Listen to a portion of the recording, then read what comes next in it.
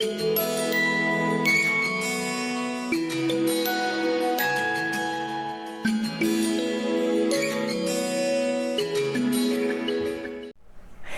and welcome to HealthyHouseplants.com, where we teach you all about gardening in the great indoors.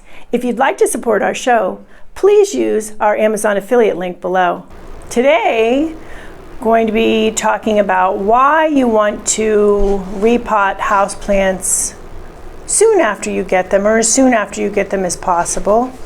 And I'm going to be repotting this beautiful Monstera deliciosa, which is in a couple of videos. I'll put the links below as well for that. So this plant is nice and healthy looking. So you would think, okay, well, if the plant is healthy, I got it, so why do I need to repot it? Well, a variety of reasons. One of the reasons is that most likely the plant was being grown chemically, and there may still be some chemical fertilizer in the soil that is sustaining the plant, but soon enough it will run out of that, and then it may start to not do well. You may not know that, and then you may not fertilize it enough, and then it will go downhill. You also want to get it out of that soil because you don't know what is in the soil. It's better to get into a nice organic soil. I'll put a link below for some organic soils that I like down below to repot in. I am using today ProMix as I'm going to repot this plant. Another good reason to repot is that the plant may be in the wrong size pot. I have a fiddly fig that is in the midst of being revived because have videos on that as well, because it was put into too big of a pot and then sold in too big of a pot. The growers will put the plants into bigger pots than the plants really should be in, because they sell by the pot size. So the bigger the pot, the more money they get for the plant. However, that is bad for the plant, because if the plant is in too big of a pot, it will quickly get root rot. And we did save the fiddly fig from that. This is not actually in the wrong size pot, so that's one good thing. I would say if you get a plant that is in too big of a pot, and by too big of a pot I mean if there is more pot than plant in this ratio, and the correct ratio is 2/3 plant to 1/3 pot. So if you get a plant, and this is very common, that is 2/3 pot and 1/3 plant, it is in too big of a pot, and the plant will start to go downhill for you. So you are better off sooner than later repotting those plants as soon as possible. Now this one, as mentioned, looking healthy, looking good, but I want to get it into an organic soil. I want to start treating it organically with an organic diet of an organic fertilizer, which I use my Green Gourmet houseplant food, which has a lot of really good organic ingredients in it. And I want to also make sure that the plant is draining well, and in order to do that I need to add some of the pumice, which is in my pumice product as well. I'll put the links for that below as well. Or perlite if you have perlite, or getting it into a soil that drains well. So you don't really know what happened at the grower. A lot of times they're really doing great, they're in really nice soil, but sometimes they're in a hurry, or they're trying to get plants moving out and get new plants in, and they may be in, I do find a lot of plants in a very barky soil. So it looks, if you look at the soil, it looks like ground up bark. It most likely is ground up bark. That is a compost. Plants are not going to do well in a compost. They will do well with some added compost to their soil, a little bit of added compost to the soil. They will do well with the compost on top of the soil as a mulch, but not grown specifically in compost. What will happen is the plant will dry out very quickly because there's no moisture retention in that ground up bark. So if you're having that problem and it looks very barky, then do get it out of that soil as well. You have a lot more control when you get it into the soil, that you know what is in the soil that you put in, and when you are able to also fertilize in the soil itself, put some fertilizer in the soil itself, then you know that the plant is getting a nice fertilizer at the root zone too. So those are many good reasons to repot. You also get to find out the state of the health of the roots when you repot. So a lot of times root rot will sneak up on you, and the reason it will sneak up on you is growers, what they will do is they will use root rot inhibitors in the soil, and that will inhibit the plant from having fungal pathogens growing for a while. But then once that wears out, then the plant will succumb to root rot. So you may have had a plant for 6 months or even a year, and all of a sudden it's root rotting, and you're doing everything the same that you always did. That's why the root rot came back and attacked the plant, and you don't often see the results of the root rot, which is foliar dieback and shrinking on top until later in the process. So a lot of the rotting is going on down below before you're going to see it up top. But some signs of that will be slowing down in growth and also malformed new leaves and things like that, or very little growth, and also leaf drop and dieback up top. So that's another really good reason to get them out of any soil, because if it is harboring any root rot fungal pathogens, then you can hopefully help circumvent that problem as well. Okay, so as you can see here, I do have this plant is the pot it came in, and so here is the pot that I chose for it. I love this pot. Been waiting to use this pot and this plant happens to be the right size for this pot. You'll see that it's pretty much a 2/3 plant, 1/3 pot ratio when I do this when I finish with this repotting here. So I'm going to take the plant out here right now, and then I have a pot with a drainage hole. Always use pots with drainage holes, or generally speaking you want to do that so that you don't get root rot. I have some drywall tape which I like to use as a screen. You can also use screen, which works really well. They do sell screens, actually pieces of little round screen pieces that are good for putting on the drainage hole.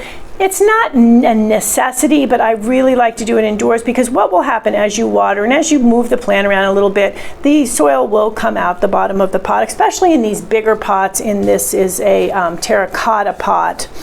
And the bigger the hole, the more likely you are to lose soil. After a while, the plant will start to sink as well, and that can create a problem because you have too much moisture in at that level, which can cause problems, and then you have to repot. So it's just keeping the soil in there is very helpful. Okay, so we did that.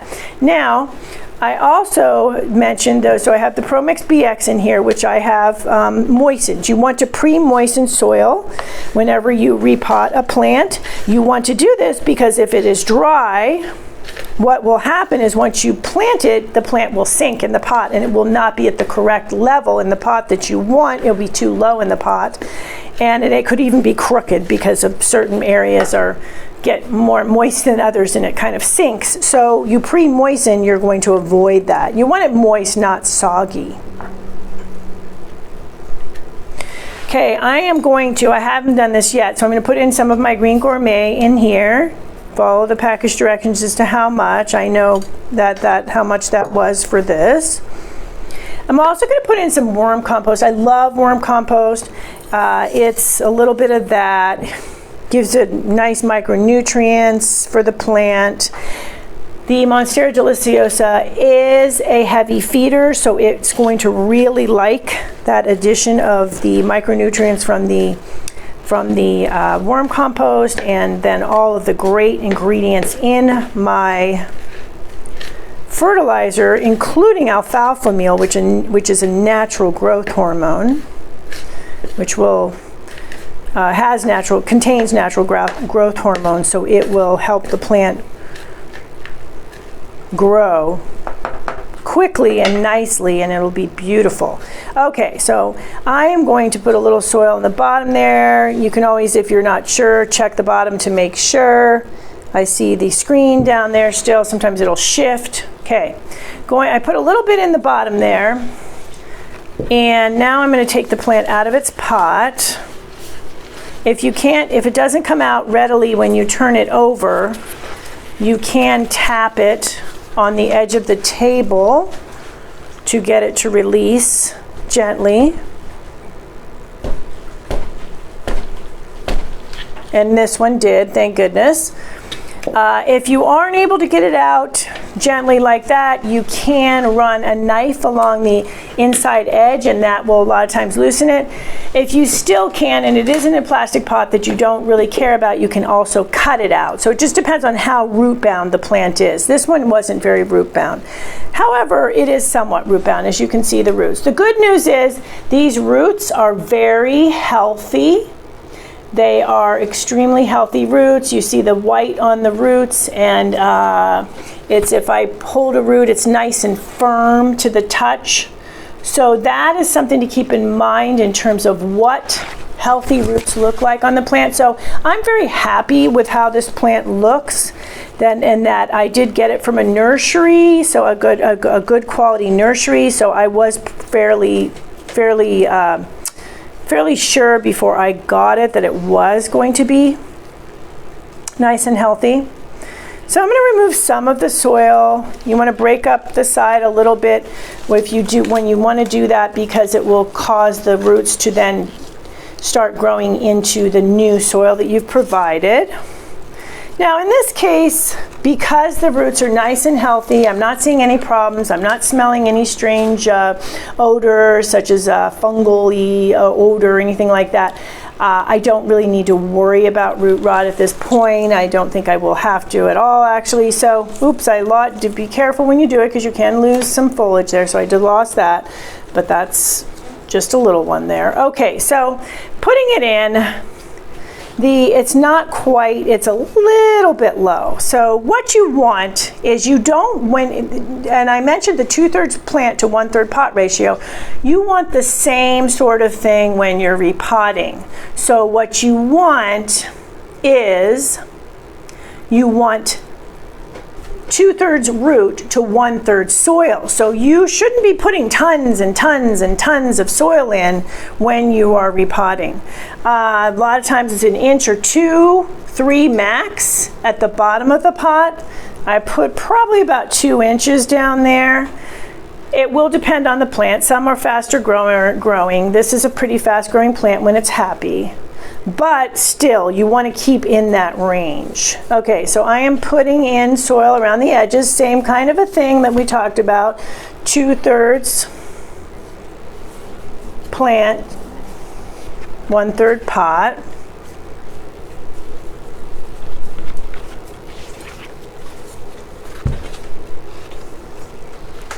And then you fill it in nicely.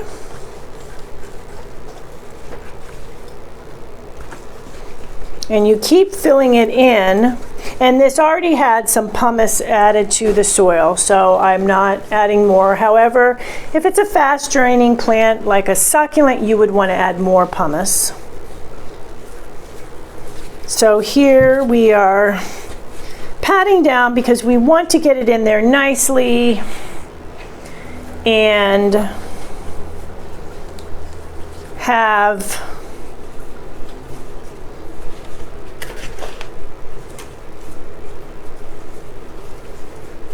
just around the lip down, the soil down, making a lip of about 1/8 to 1/4 of an inch. You don't want the soil over the top of the plant. At the same time, you don't want it too deep. You cause a lot of problems with too deep. Besides the fact that you're wasting pot space, it gets there's no air circulation down there. It gets very moist and it can lead to crown rot on a plant. Okay. I'm just about done here. This plant wants to be named Al, so here's Al, my Swiss cheese plant. And if you do put a little too much soil in, then just go ahead and take it off. Okay, so I've got it down good, patted down, called tamping down nicely. Now, and after you do pot up a plant, you definitely want to water it afterwards. You want to water it after potting it up, and then you do not water it until the plant is needing water, approaching dryness at that point. So you would want the first inch or so of soil to be dry at that point before you water again. So that's important. But it is important to soak it nicely, remembering that you have taken it out of its pot, you have jostled it around a bit, you don't want it to get shocked or anything. So this will help it thrive by being nice and soaked. Get to all of the roots that have been exposed, and this will initiate the roots to start growing into new soil. However, keep in mind too that it takes plants a while to start growing, to become established. You will know that the plant is established when it starts putting on new growth for you. So that is a good sign when that happens. It tells you, yay, the repotting took, the plant's happy, and now it's putting on new growth. So that is it for why you want to repot when you get it home. And as you can see too, it's a lot prettier in this pot than it was in this pot as well. Most plants, when you get them, are not going to be in some gorgeous pot, although sometimes that's the case, but a lot of times that's not the case. So it's nice to get it into a really pretty pot as well. Thank you for stopping by today. Please leave any comments about any indoor gardening tutorials you'd like to see. Remember to like, comment, subscribe, and share this video. And please check the bell if you'd like to be notified when new videos are released.